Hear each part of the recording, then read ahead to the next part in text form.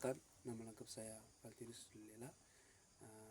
Pada kesempatan kali ini, pada video kali ini, saya akan mempresentasikan tentang pengembangan media, terlebih khusus pada multimedia pembelajaran interaktif. Jadi dalam multimedia pembelajaran interaktif ada beberapa poin-poin penting yang akan saya jelaskan pada video kali ini. Yang pertama adalah pengertian multimedia pembelajaran interaktif, tujuannya, elemen-elemen multimedia, prinsip, langkah-langkah, serta contoh dalam multimedia pembelajaran interaktif.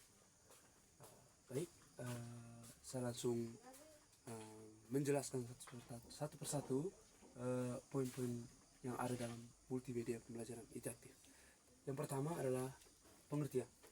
Pengertian dari multimedia pembelajaran interaktif adalah media pembelajaran yang berbasis komputer yang menyajikan kombinasi teks, gambar, suara, animasi, dan video secara terpadu dan interaktif untuk mencapai sebuah tujuan pembelajaran. Terus yang kedua adalah tujuan dari multimedia pembelajaran. Tujuan dari multimedia pembelajaran interaktif yang pertama adalah meningkatkan motivasi belajar siswa. Yang kedua adalah membantu pemahaman materi yang lebih kompleks. Maksudnya dari sini adalah membantu pemahaman materi yang kompleks itu melalui gambar atau video. Jadi materi-materi yang sulit itu akan menjadi gampang ketika kita melihat teks atau sebuah video yang istilahnya bisa menarik siswa atau memberikan animasi-animasi yang menarik sehingga para siswa bisa mengerti dengan baik. Terus yang ketiga adalah memberikan pengalaman belajar yang aktif dan menarik. Di sini siswa yang terlibat aktif sehingga siswa tidak bisa istilahnya vakum, tidak diam begitu saja.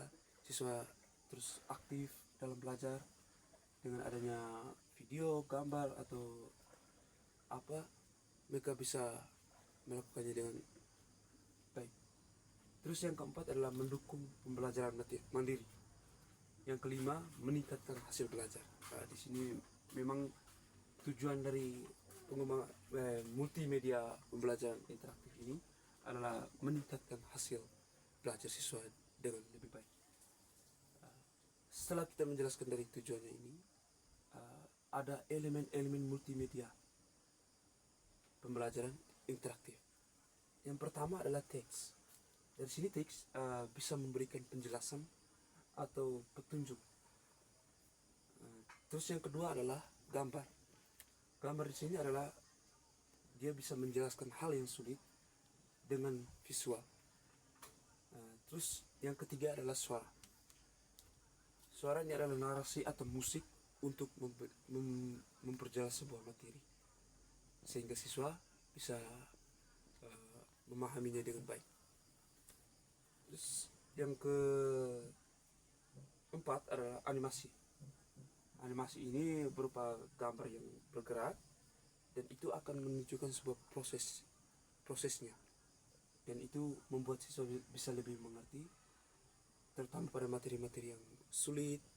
Dan melalui animasi itu siswa bisa mengerti dengan lebih baik. Terus yang kelima adalah video. Di sini video tentu saja sangat berpengaruh ya untuk memberikan penjelasan yang lebih jelas dan menarik pada siswa. Jadi siswa bisa lebih mengerti.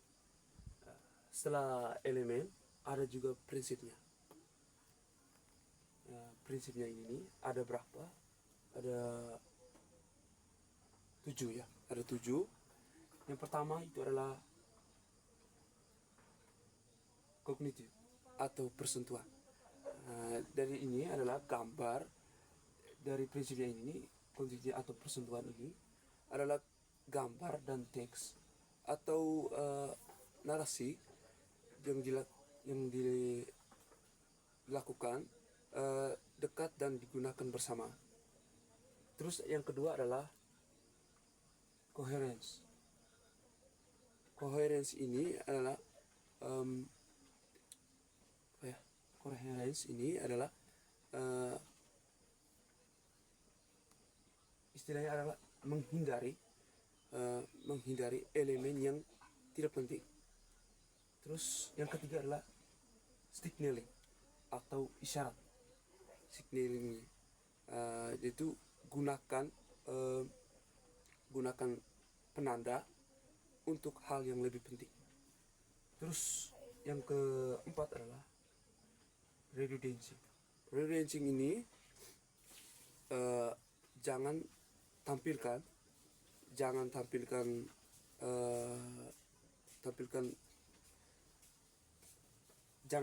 teks dan narasi identik untuk secara bersamaan.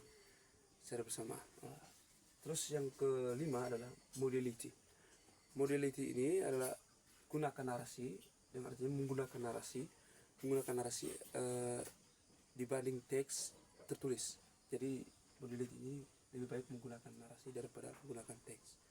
Terus ada yang keenam adalah personalization. Personalization ini adalah gunakan bahasa yang akrab, istilah atau menggunakan bahasa ibu seperti itu. Terus yang terakhir adalah interactivity. Interactivity ini adalah siswa terlibat aktif. Jadi siswa harus aktif dalam ini. Pembelajaran multimedia, pembelajaran interaktif. Setelah prinsip, ada juga langkahnya. Langkah pengembangan multimedia pembelajaran interaktif. Yang di sini saya ambil dari model AP. Yang paling pertama ada lima. Yang pertama itu analisis. Dari sini kita menganalisis dulu segala permasalahan yang terjadi dari siswa. Masalah apa sehingga siswa terhambat dalam mengerti pembelajaran yang diberikan oleh guru atau siapapun itu. Juga kita menganalisis dulu. Setelah kita menganalisis itu, kita melakukan planning atau perencanaan apa yang harus kita buat untuk mengatasi masalah ini. Terus yang ketiga adalah production atau produksi. Setelah kita melakukan perencanaan, tentu saja kita melakukan produksi yang baik ya, untuk bisa membuat siswa itu lebih mengerti akan sebuah materi yang diberikan. Terus yang keempat adalah evaluasi. Tentu saja dalam sebuah perencanaan, dalam sebuah analisis atau sebuah produksi itu harus melakukan evaluasi. Itu yang paling penting supaya kita bisa lebih mengenal lagi siswa itu sendiri. Terus yang terakhir adalah distribusi.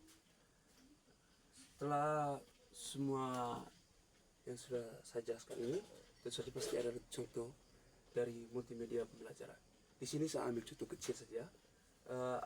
Ada aplikasi belajar bermain piano. Di sini ada manfaatnya. Manfaatnya itu yang pertama itu belajar jadi seru ya, dan menyenangkan. Ketika kita menggunakan aplikasi belajar piano itu bisa belajarnya itu bisa jadi seru dan menyenangkan. Terus yang kedua itu adalah bisa latihan mandiri di rumah. Jadi dari aplikasi belajar bermain piano ini kita bisa belajar mandiri, dan itu sangat atau terlebih untuk zaman sekarang sangat-sangat berpengaruh ya kalau kita menggunakan aplikasi, apalagi sekarang sudah Android, jadi akan lebih seru. Terus yang ketiga adalah dapat umpan balik langsung saat salah atau benar. Dapat umpan balik langsung saat salah atau benar. Jadi itu saja penjelasan dari saya tentang pengembangan media, terlebih khusus multimedia pembelajaran interaktif. Mungkin itu saja dari saya. Sekian dan terima kasih.